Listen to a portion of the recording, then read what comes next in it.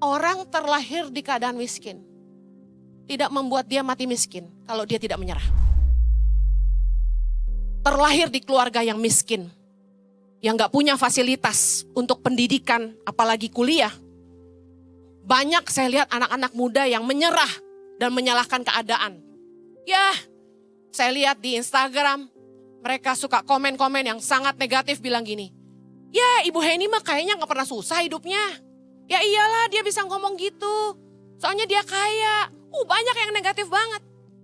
Kita lahir di keluarga yang orang tua boro-boro bantu kita. Yang ada kita mesti ngidupin orang tua. Gak ada yang kuliahin kita, malah kita yang mesti hidupin papa mama. Banyak yang negatif dengan keadaan orang tua. Banyak yang nyerang orang tuanya di Instagram saya. Punya papa mama yang begini, punya papa mama yang begitu. Saya kasih tahu.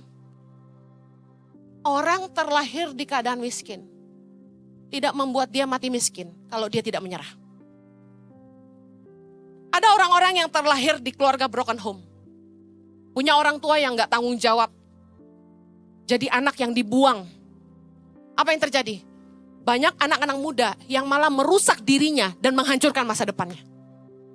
Berpikir gini, orang tua gue aja gak peduli gue, ngapain gue peduli hidup gue? Ngerusak dirinya sendiri. Alasannya apa? Saya dari keluarga broken home. Yesaya 49 ayat 15 kita baca sama-sama.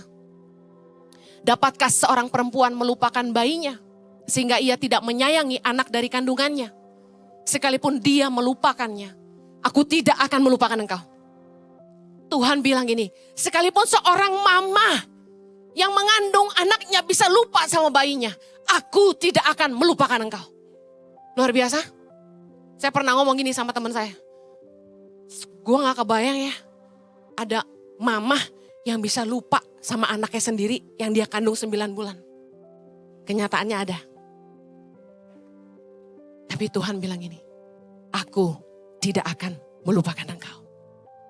Sekalipun orang tuamu meninggalkan kamu, aku sekali-kali tidak akan meninggalkan engkau. Amen. Tuhan gak akan pernah lupa sama kita. Karena itu apapun keadaanmu hari ini, sekalipun kamu lahir di keluarga miskin tanpa fasilitas, mau kuliah aja susah, jangan nyerah. Saya percaya dengan pepatah yang berkata, di mana ada kemauan, di situ pasti ada jalan. Keadaan kita tidak akan menentukan masa depan selama kita masih punya pengharapan. Katakan amin. Pegang baik-baik Yeremia 29 ayat 11 yang berkata, sebab aku ini mengetahui rancangan-rancangan apa yang ada padaku mengenai kamu. Demikianlah firman Tuhan, yaitu rancangan damai sejahtera dan bukan rancangan kecelakaan untuk memberikan kepadamu hari depan yang penuh pengharapan. Pengharapan kita kepada Tuhan dan semangat yang tidak kenal menyerah adalah kendaraan kita untuk mencapai kesuksesan. Katakan amin. Saya percaya bahwa gini, gak semua orang beruntung lahir di keluarga yang harmonis, punya orang tua yang baik dan tanggung jawab. Gak semua orang punya orang tua yang bisa jadi teladan, yang pernikahannya baik-baik saja. Gak semua orang terlahir di keluarga yang semua serba ada. Tapi semua itu tidak menjadi penghalang buat kita punya masa depan yang penuh pengharapan. Amen. Saya udah khotbah bolak-balik cerita tentang apa yang saya lalui di hidup saya.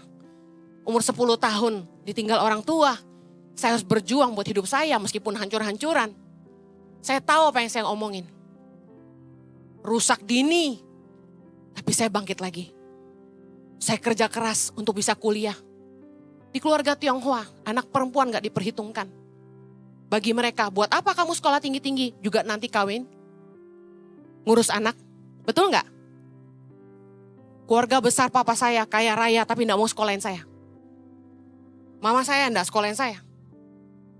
Nikah pun saya gak dikasih modal apa-apa. Saya kasih tahu. Saya berjuang. Saya ingat saya kerja pertama kali jadi kasir di supermarket. Seumur hidup gak pernah kerja bahasa Inggris masih pelentat-pelentot. Sayur aja saya gak tahu semua nama bahasa Inggrisnya. Sedangkan jadi kasir supermarket, Anda harus punch button itu. Anda harus tahu itu sayur apa. Zaman itu masih ditimbang. Dan kita harus tahu karena beda sayur beda harga per gramnya. Bayangin saya belum pernah kerja. Umur 18 tahun. Gak cuma itu tantangannya. punya supervisor jahatnya luar biasa. Saya nggak boleh nyender. Kan nggak selalu ada customer.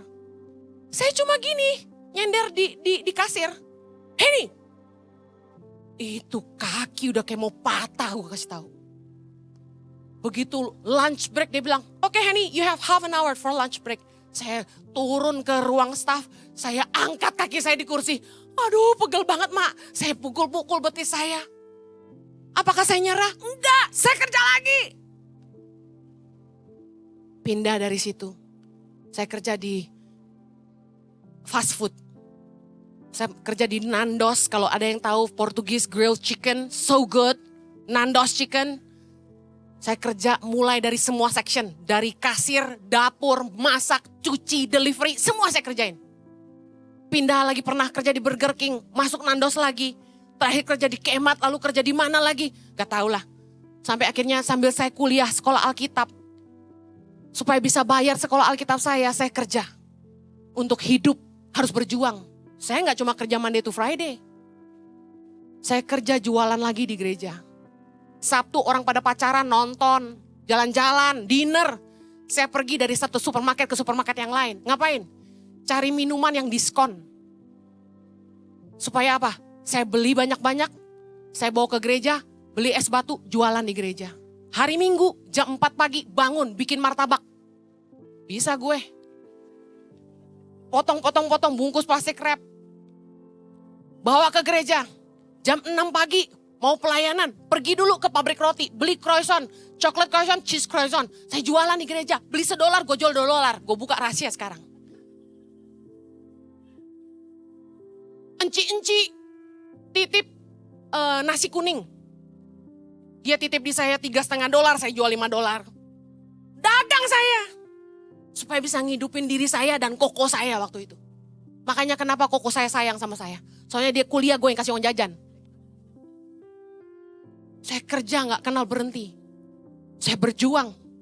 Ibadah Gereja Impact Community Indonesia ada di setiap minggu. Anda bisa mengajak teman, keluarga, dan relasi untuk ikut beribadah bersama. Setiap ibadah disertai ibadah anak atau Impact Kids dan ibadah remaja. Dan bagi anak-anak muda di Gereja Impact Community Indonesia